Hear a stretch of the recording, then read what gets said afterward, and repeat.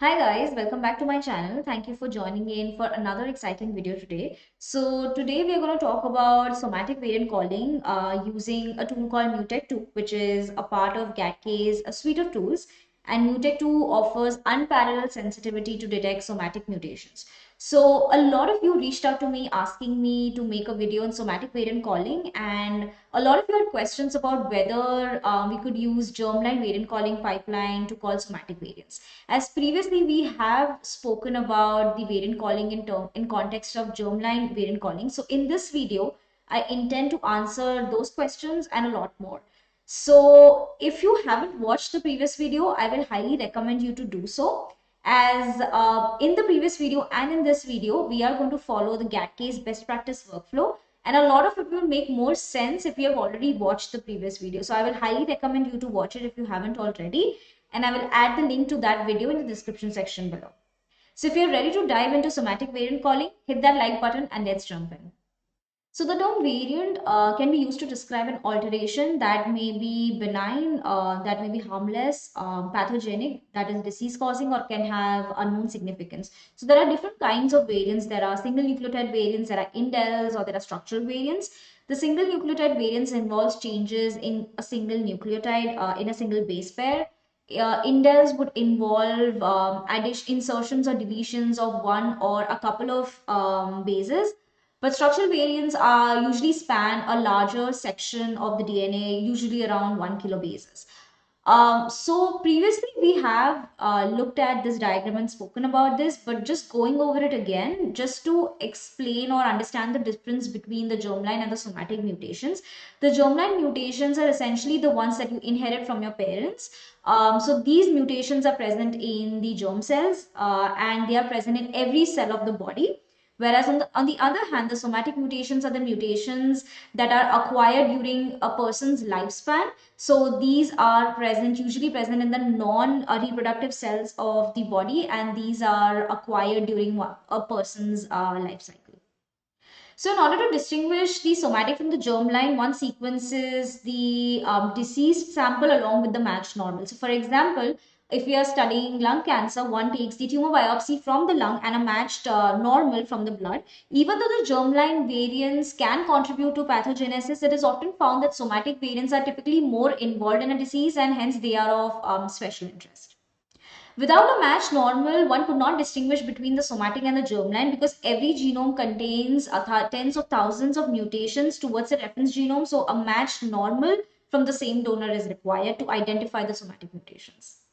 So as I said, previously we have spoken about variant calling, but in context of germline variant calling, we had used haplotype caller to call variants. So just jotting down and going over a few technical differences between the haplotype caller and the Mutect2. So haplotype caller is a germline variant caller and it cannot be used for somatic variant calling. And similarly, Mutect2 is a somatic variant caller and cannot be used for germline variant calling.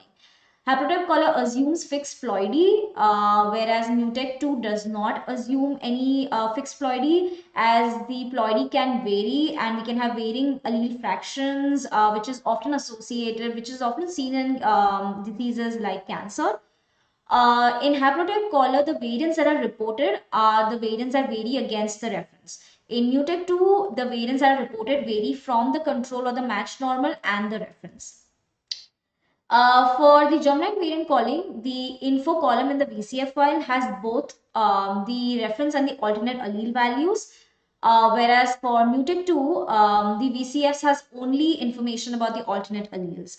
If you do not know what a variant calling file is or what a VCF file is, I have previously created a video talking about it and going in depth about the various columns that are present in a VCF file and what data does each of these columns hold. So again, if you haven't watched that video, I will link that video in the description section below, so make sure you check that out. So talking about some of the challenges in calling somatic variants is specifically in context of understanding cancer or identifying mutations that can be drivers of cancer progression or may provide insights into tumors' response to a therapy. The first is tumor heterogeneity. As tumors, the samples that are collected are often from tumors which consist of a mixture of different cell populations, making it difficult to identify variants. The second challenge is tumor purity and coverage, where anytime the sample is collected, it could have a high percentage of normal cells, and coverage depth of these the tumor reads can impact variant detection and their sensitivity. And lastly, distinguishing somatic variants from the germline variants. Although Mutect2 uses matched normal samples to filter out germline variants, but this process isn't perfect. So this is a somatic variant calling workflow that I will be following today, and we are following the GATK's best practice workflow. I will be adding the link to that GATK document in the description section below. So this workflow has three parts. There is pre-processing, there is variant calling, and filtration and annotation. So the pre-processing steps is exactly the same that I did for the germline variant calling. So regardless of whether you're calling the somatic variants or the germline variants, the pre-processing steps remain the same. So today I will not be going into that, and I will be starting with the aligned reads which are stored in BAMs, and we will be starting with the variant calling followed by the filtering steps and annotation. The pre-processing steps have been discussed in detail in my previous variant calling workflow. So if you haven't watched that already, I will highly recommend you to watch that before you follow this video. In this video, I want to specifically focus on the variant calling and more importantly, the filtration or the filtering steps, and talk about the rationale behind each of these filtering steps. So I want to talk about the filtering steps in more detail, and the workflow can broadly be divided into two main steps. The first step is calling a large set of candidate somatic variants, and the second step is to filter them to obtain a more confident set of somatic variants. So there are four filters, major four filters that we apply. So the first is to filter for germline variants. So Mutect2 uses data from large population studies like NOMAD database to help determine if a certain allele is likely germline or somatic. So the NOMAD resource is a collection of genetic data from approximately 200,000 human genomes and 16,000 full genomes. So it provides allele specific frequencies. Allele frequencies are nothing but how often a specific allele appears in the population. If a variant is present in nomad in high frequency, it's more likely to be germline than somatic. So Mutect2 incorporates the allele specific frequency data from nomad into its calculation. So this helps the Mutect2 to decide whether a variant is more likely somatic, which is only present in cancer cells, or germline. So if an allele is rare or absent in nomad, it might be considered, it might have more likelihood of being somatic. The next important filter is panel of normals, and this is important because it helps detecting sequencing errors that a matched normal sample might miss. So Mutect2, a panel of normal helps catch the noise in the sequencing data, like errors from mapping process or other technical artifacts that can happen regularly. So the point of normal in GATK version 4.1.0 is specifically designed for identifying these technical artifacts, not for detecting germline variants. However, the next GATK version, that is version 4.1.1, will make panel of normal creation more efficient. And for best results, the panel of normal should include samples sequenced on the same platform with the same chemistry and analyzed with the same tools and reference genome. However, if you can't have a matching panel of normal, and if you can't match everything exactly, having a panel of normal is still better than not having one. This is because common sequencing errors tend to happen in the same regions of the genome regardless of the exact technical conditions. There is a panel of normal available from 1000 Genomes project to be used, but in case if you want to create your own panel of normal, there is a way. So GATK provides guidelines on how one can go about creating their own panel of normals to be used in their analysis. These two filters are provided as parameters to Mutect2 while calling the variants. So the following two filters are usually calculated after calling the variants and provided as parameters for filtering the variants. However, these all are acting as some sort of filters to gather more confidence in the variants that we are calling to be the somatic variants. So the next filter is to estimate contamination, and the idea here is to focus on specific regions in the genome, specifically the homozygous sites, where the alternate allele frequency is between 1 to 20%, based on the known data about human genetic variation. Again, this range can be adjusted. So the idea here is that we should not find any alternate alleles in these regions, and if there are any alternate alleles that are present which are higher than these range of frequencies, that is between 1 to 20%, if they're higher than that, then it indicates that there is some potential contamination, as these are contaminating alleles, and these can be used towards estimating how much contamination is in the sample. And the final filter is to filter for the read orientation bias. So the formalin fixed paraffin embedded tissues are most frequently used starting materials for human biopsies for translational research and clinical diagnostics. The chemical process of fixating the tissue material introduces significant amount of DNA damage and mutations. And these artifacts make the detection of low allele frequency mutations especially difficult, and a lot of low allele frequency mutations are actionable, and ignoring them during mutation calling is clinically misleading. A classic example of such an error is that the evidence of substitution is found predominantly in one of the read orientation. So if the discrepancy between the reference and the reads is consistently observed in the same direction and is not seen in the complementary strand, it is more likely to be an artifact. However, if the discrepancy is observed in both directions and is consistently observed across multiple reads from different individuals, it's more likely to be a SNP.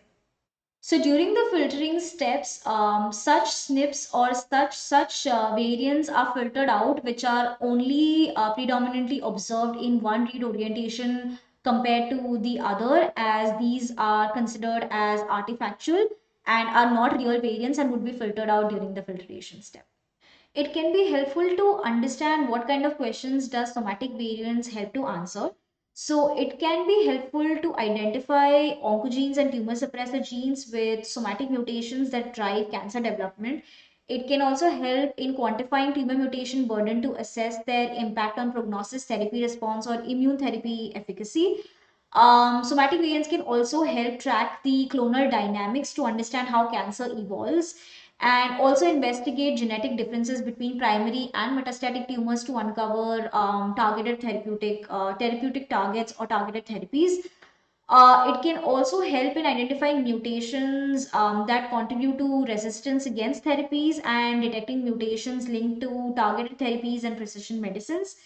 It can also help link the mutation patterns to environmental factors or DNA repair deficiencies, and also explore the role of somatic mutations in non-cancer diseases like neurodegenerative diseases or immune disorders.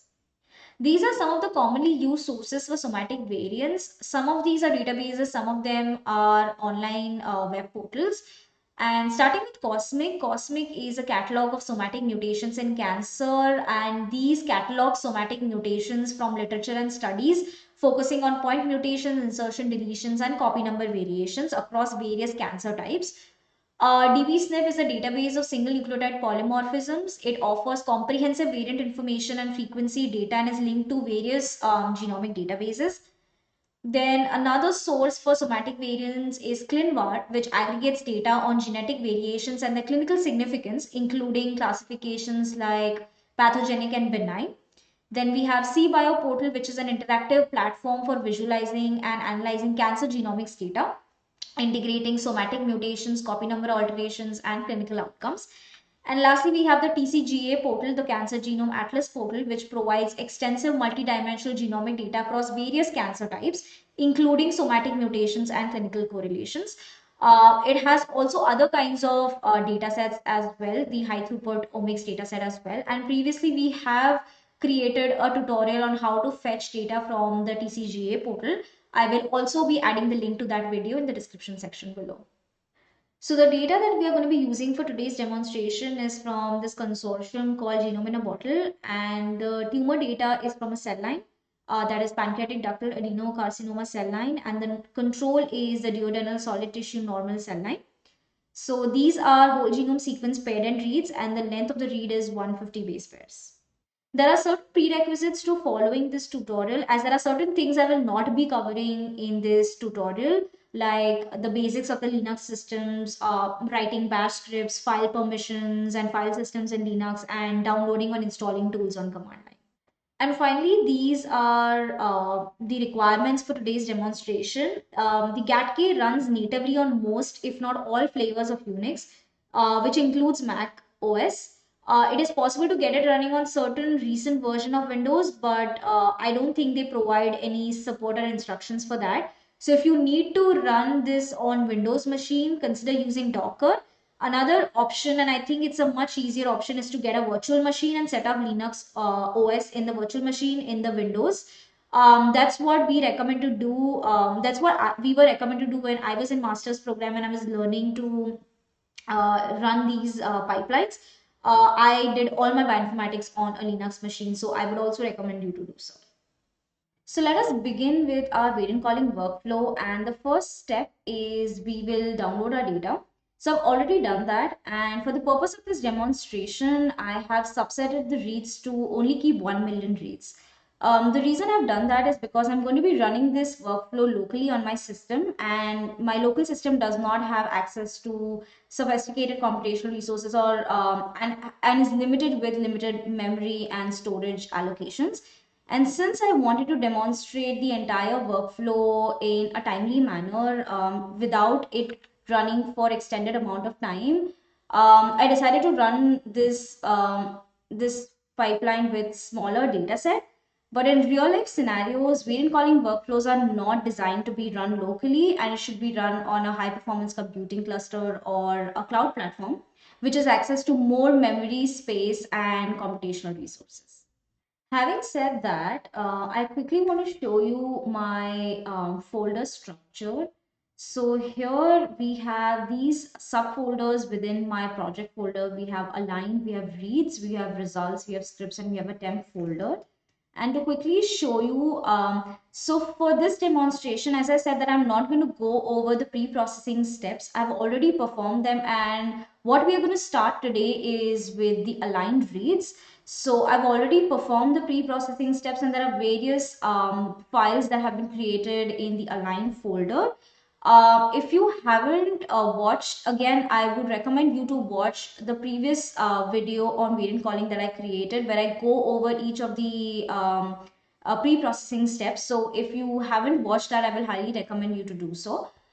Within my reads folder, I have added the reads. I've downloaded the reads, and these are subsetted reads. These contain 1 million reads. So these are my reads, and the results folder is empty, but it will hold the results of variant calling. And these are the scripts today. Again, these scripts will be uploaded to my GitHub repository, and I will add the link to that repository in the description section below. And finally, I have a temp folder just to hold any temporary files that are being created in the process. Now let us take a look at the scripts. So here is the first script where we download the data and we subset the data in case if you're trying to recreate this analysis. Again, this has already been run, so I'm just going to close this script. The second script is the pre-processing script, and this is exactly what we did for the germline variant calling as well, where we download some supporting files that we require, some files that we require during some of the steps for variant calling. And these are there are various steps in the pre-processing: the QC, mapping, the aligning step, marking duplicates, base quality recalibration, and finally performing some post alignment QC. So all of this has been performed already, and again, I'm not going to go over the details of each of these steps. And finally, this is the script for our variant calling with Mutect and performing filtering and annotation. So here at the top, we are just setting the paths to certain files and directories, so we don't have to type it again over and over.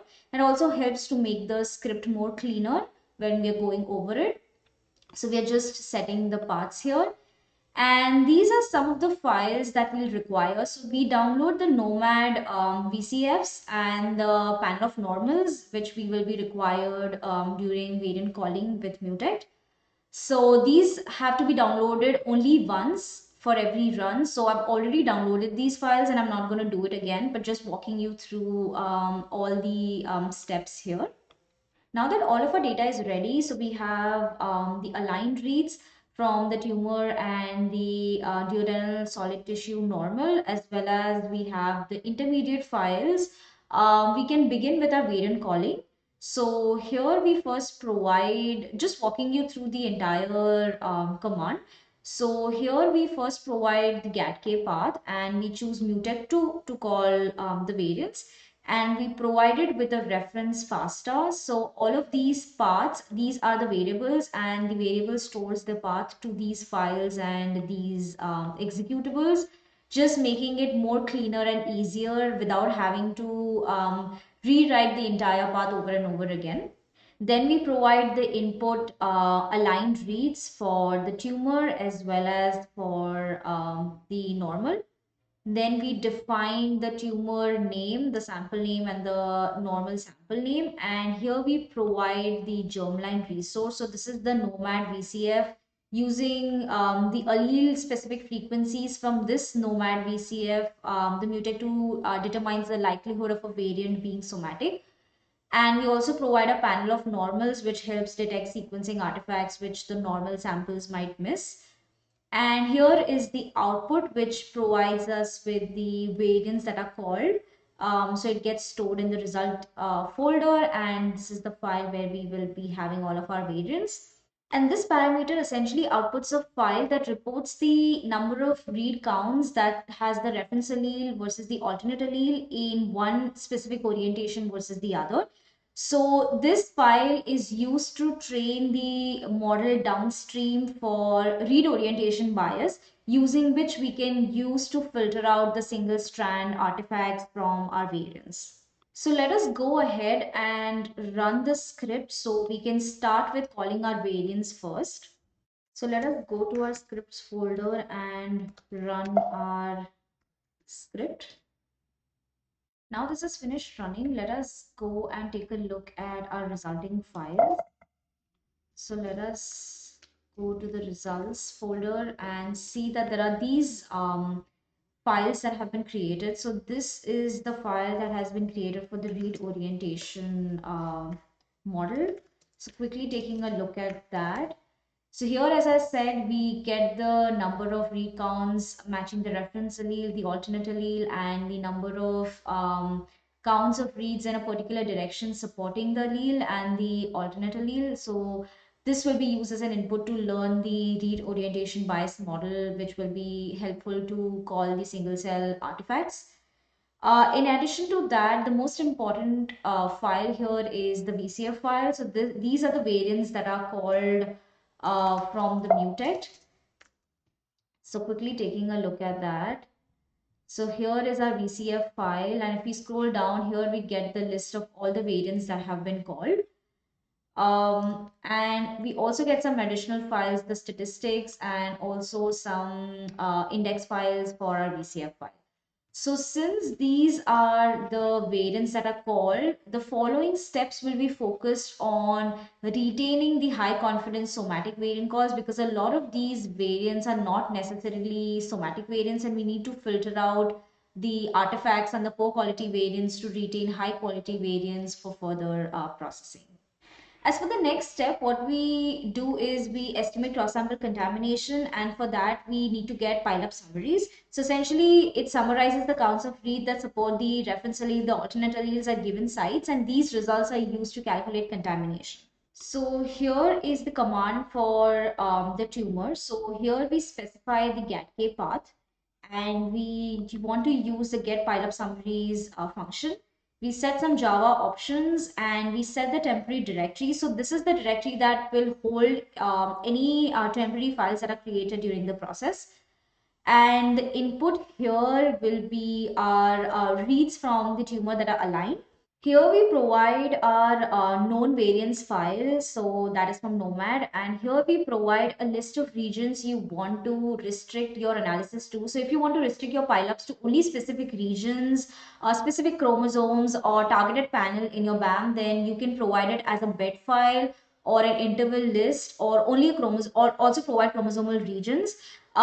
This file specifically was downloaded from the GATK's resource bundle on the Google platform, and I've just commented here the command to get that file. I will add this file to the section where we download the other supporting files, so you can download it all at once before you run your script, so you don't have to download it again and again. So this is the interval list that I'm going to be using today to restrict my contamination detection or pileups to. And the output of the pileup would be a part of this file that will be stored in the results folder. So similarly, this is the command for the normal. Everything remains the same except for the input, which is the reads aligned from the normal tissue. So let us save this, and what we will end up after running this are two files essentially with the pile up from the tumor and the normal sample. So let us go back to our script folder and run script. Now that this is finished running, let us go to our results folder. And here we see there are two pile-up summaries table that have been created. So let us take a look at one of them.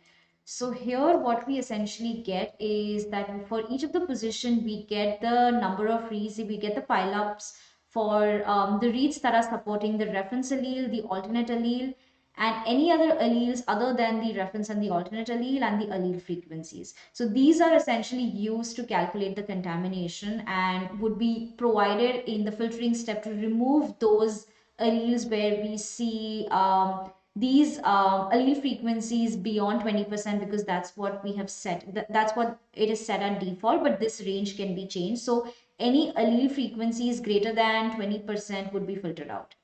So after having calculated pile-up summaries, now we can use them to calculate contamination, and this is the command to do that. So we provide the path to GATK executable, use the calculate contamination function. The input here would be the pile-up summaries from tumor, and it's matched with the pile-up summaries from the normal, and it results in a table with calculated contamination from each of them in the result folder.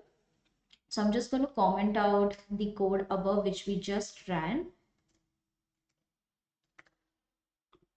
So now let's save this script and run the calculate contamination code.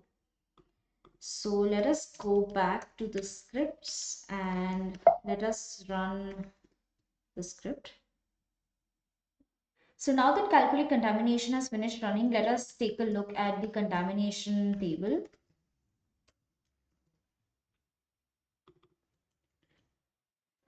So here it detects no contamination, 0% contamination with a very high error rate. So since the error rate is too high, it is not very confident in the contamination that it estimated. Ideally, you would want to see low percentage of contamination with low error. But in this case, again, since we are working with a subset of reads, we are working with very small portion of the reads from the entire data. It detects no contamination. So I'm just going to go ahead with this. And but in ideal case scenario, in real world situation, you should be getting some estimate for contamination and the estimate for error. But again, in this case, since this is just for the demonstration purpose, I'm just going to go ahead and provide this for the downstream filtering. As for the next step, now that we have calculated contamination, the next thing we need to do is we need to train the read orientation model. So this was the file that was calculated when we were running the variant calling in the first step, which resulted in the number of reads that support the alternate and the reference allele and in either of the direction of the reads. So we're just going to provide that file as the input here, and the output is going to be a model that is going to be outputted in the result folder. So we're just going to go ahead and run this. So I'm just going to comment out the code above because we've already run that, save the file, and now let's run this script.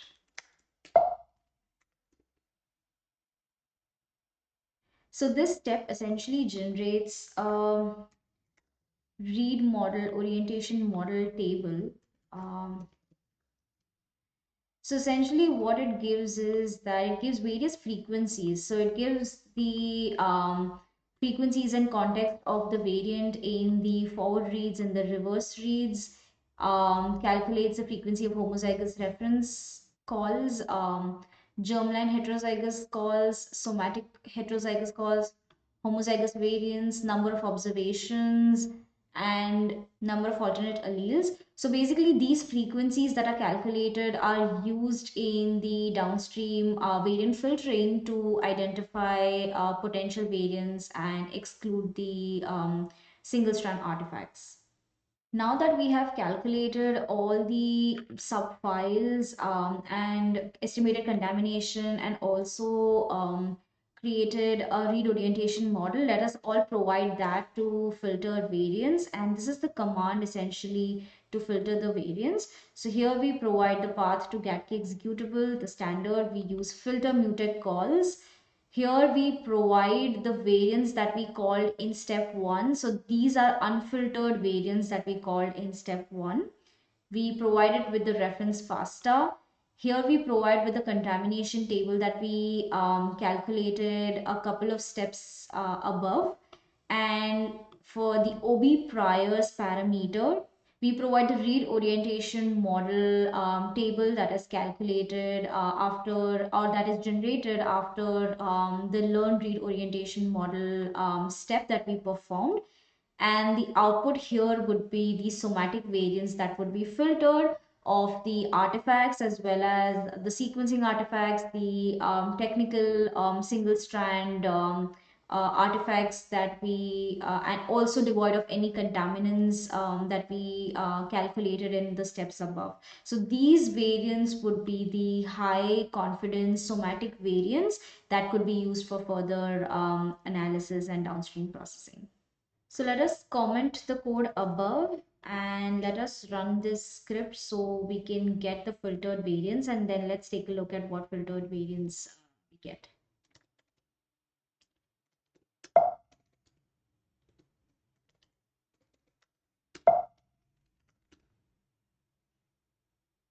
So now that this is finished running, let us take a look at the resulting filtered variants. So let us take a look at the filtered variants after this step. So here is the resulting variance, and if we scroll down, we can get information on all the variants and the filter information as well. And we can also look at which variants passed and which filter did not pass through the filters. Since it's a little hard to understand and look at those specific columns here, I'm just going to subset and look at specific columns. So scrolling down, here we can take a look at these mutations or these variants rather that are called, and we can also get information on which are the variants that passed through all the filters. So the variants, the filter that has passed indicates that that specific variant has passed through all the filters, and if not, then the name of the filter appears here. What each of these filter mean can the information about each of these filter can be found at the header section of the VCF file, and you can get information on what these filters mean. We have gone over in detail on how to read the information from a VCF file in one of my previous videos, so I can link that video in the description section and recommend you to go through that to understand how to read a variant calling file and how to get relevant information from it. So as we can see here, a lot of the variants did not pass through our filters. As for example, the first variant did not meet the mapping quality and was also detected as an artifact. It was also found in the panel of normals and has weaker evidence for this variant to be a somatic variant, and hence these are the filters, and it does not, it essentially is not removed from the file, but it's flagged as these are the filters that did not that this variant did not pass through. So since we just call variants on a subset of data, we do not have that many variants called, but ideally this file would be an extremely long file with a lot of variants called across all the chromosomes, and this could be used to further narrow down the mutations in the regions of interest or specific mutations or targeted mutations, and can also be used to calculate tumor mutation burden. So depending on the biological question, this data can be used in several ways to further generate insights. As for the last step, what we will be doing is we will be annotating these variants using Funcotator, which is a GATK tool, which we also have previously used in our Germline variant calling. So we'll be using Funcotator, but there are also additional variant annotation tools available which can be used. So let us go back to our script. So let us comment out the previous code so we don't rerun it again. And this is the code to annotate the variants. So we're using Funcotator, and we provide it with the variant filtered variants that we obtained in the previous step. We provide it with the reference FASTA, we provide the reference version. We also provide the data sources path. This is the files from the Funcotator that will be used, and we've gone over that in detail in the previous video. The output would be the annotated variants in the form of the VCF, and you can specify whether you want a VCF or a MAF file. MAF is a mutation annotated format. So you can specify which output formats you need. So I'm just going to keep it as VCF, and let's save this and now run the script.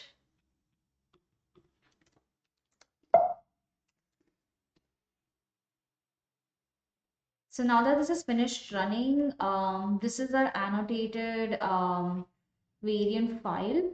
So just scrolling down here, we can get the annotations for each of the variant, and this can further be filtered based on the functional impact of these variants. In my previous video, I have gone over what each of these fields mean, the annotation fields, and how one could get it into a tabular format to make it easier to maneuver through these variants and filter through these specific fields. So that's all I had for this video. I hope you enjoyed and learned from this video. If you did, please consider giving it a thumbs up. Do not forget to subscribe to my channel for more bioinformatics related content. If you have a question or suggestion for a topic, please consider leaving it in the comment section below. I will be adding all the relevant links to the code, to the data, to the vignette, and even the helpful resources in the description section as well. Please share this video if you found this helpful with your coworkers and with your friends. Please stay tuned for more bioinformatics related content. I really appreciate your support, and I'll see you in the next video.